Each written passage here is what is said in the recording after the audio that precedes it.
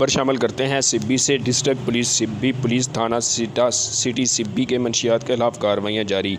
शराब फरोश मुलजमान गिरफ्तार। DIG Sibi range Ali शेर जखरानी के अहकामात।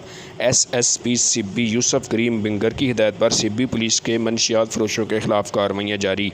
SDPO city circle Abdul Hafeez Jakhrani की निगरानी में SHO city Mohammad Sharif incharge Ababil Lashkaran Kashkori ने हमरा टीम कार्रवाई करते हुए मुलजमान GA चंद वल्द अमीर दास और मोहम्मद इब्राहिम वल्द मोहम्मद ईसा से वलायती शराब की 2 बोतलें बरामद करके मुलजमान को गिरफ़्तार कर लिया है। मुलजमान के ख़िलाफ़ मुकदमा 126/23 ज़ेर दफ़ा 20.3/4 आर्टिकल दर्ज कर लिया गया है। मुलजमान से मज़ीद तफ्तीश जारी है। कैमरामैन शहजाद मरी के साथ न्यूज़ 4 के ब्यूरो चीफ हाजी तूरहा मरी, कोयटा, बलूचिस्तान।